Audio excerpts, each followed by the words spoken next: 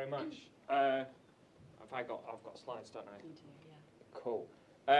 So I'm George Holmes. I'm a professor here at the University of Leeds, human geographer by training, and I'm part of the research project with Lauren and Anna, that we presented our results today. So I've been asked to do a little showcase of Q methodology, which is a particular way of exploring these issues. And like a typical academic, I'm going to start with a picture of a dead white man. William Stevenson, a psychologist who invented this technique of Q methodology, which is a mixture of quantitative statistical and qualitative kind of interview data methods for understanding subjective views. And I think that's a really important part of our research. We're studying opinions, feelings, priorities, beliefs, rather than hard facts. I think that's really important for how we study experiences of violence, because our actions and our attitudes are not guided by, analysing in depth crime statistics. It's about how we feel in these spaces. And the basic idea is, on any particular subject, there are as many views as there are people. If we asked you what makes women and girls feel safe, it'll be as many views as there are people in this room. But what we can do is we can explain a lot of that variation by analysing your responses and forming clusters. So you guys, your opinions will tend to cluster into maybe somewhere up to 7 different views. And we can identify areas where people tend to agree and where people tend to disagree. So Q's a very fun method. This is another thing that's not actually on my slides. Is one of the reasons I love using Q is that I think this is an approach that is particularly enjoyable for participants. It's a bit different from your traditional methods and so on. And it's enjoyable for researchers as well. It aims to summarize these ideas. It allows you should use Q if you're interested in the views on individual issues, such as lighting in parks and how we design lighting in parks, but also broader issues, such as who has responsibility for safety, and seeing the relationship between those two. So women and a girl might have a particular view on lighting, and they say it's important to have lighting because it is the council's responsibility to facilitate girls' use of parks. Or they say lighting doesn't matter because it's actually down to men to just not be creeps. A technical academic term.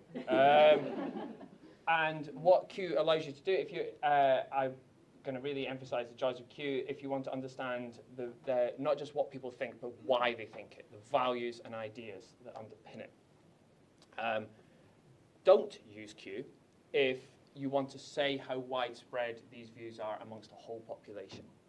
So it can say what views are present within a population. It can explain those views. It can explain the views on lighting as part of a broader worldview on safety and who has responsibility, for example, or on issues of visibility. But we can't use Q to then extrapolate to a broader population. It isn't representative. What it can be done quite well is used as an initial stage of a piece of research that then becomes a second study. You can use Q to identify what matters, and then use other techniques to say, well, of all these things that matter, how do these views correspond to the broader population? And it can't easily say that a woman of a certain age think this way and younger women think this other way, or so on. It's not a quick and easy method. I don't know how many labour hours we put into doing the study, quite a lot, but certainly several months worth of labour power. It also is a technique that doesn't cope well with don't know answers. It's designed to study experts. But the slightly horrible thing is that women and girls are all experts, it seems, in what makes women and girls feel safe in public places. So it's quite apt to this. And it can also be used quite well to study professionals. And this is the thing that we didn't mention yesterday. In our study, we actually compared the views of women and girls of what makes them feel safe in a park with what professionals, being planners, police officers, and so on, what they think makes women and girls feel safe, which is a little methodological twist that was quite interesting. So very briefly, how do you actually do Q, having decided it is the greatest method of all time?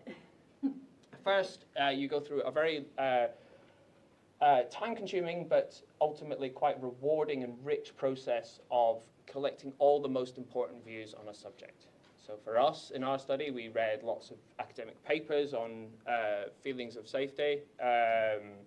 We looked at things like tweets in response to, say, the Sarah Everard case, podcasts and so on. And we then went through a painful process of condensing these down to about 30 or 50, somewhere 49 in our case, typically 30 to 50 small statements, each of which capture one aspect of that debate, such as I feel safer near the middle compared to the edge of parks. I find the presence of groups of men and boys in parks intimidating. Social attitudes towards women and girls, for example, sexism and prejudice, need to change to make me feel safer in parks. You can do a slight twist on this, which might work quite well when thinking about safety. And these images on the right-hand side come from another study that I did in rural Wales of what people wanted from their landscape. So you can actually replace little pithy statements with images that somehow capture one part of the debate. It worked quite well because we're asking people basically, what do you want from your landscape? I suppose we could do it something similar from what do you want from parks or green spaces or public spaces. You then go out and select somewhere between 20 and 70 participants, aiming to capture a range of views. So you're trying to capture a broad variety of whatever your target population is, women, girls, professionals, or whatever, not necessarily a representative sample. And then you then ask your participants to put these in order. And this is a key thing. The statements that are closest to their view versus the statements that are furthest away from their view. Not necessarily the kind of agree or disagree in a kind of, it's all about a relative placement, not an absolute. So participants may agree or disagree with all the statements, but there's going to be some that they have a really strong opinion on and some that kind of go, well, it kind of depends or whatever.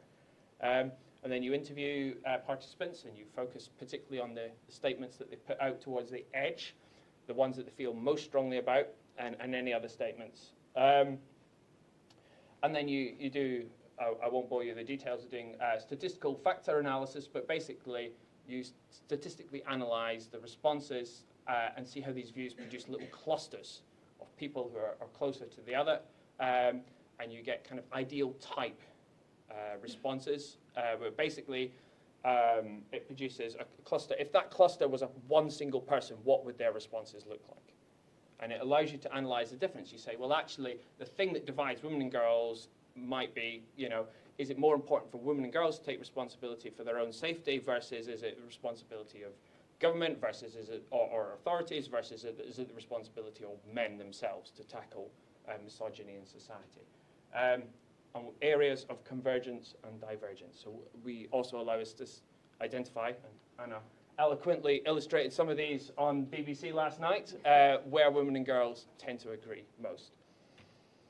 And then you come up with some nice pithy names that help communicate these ideas, which for some reason are in small text. And I will run out of time and stop there. Thank you so much, George. Yep, so that helped you.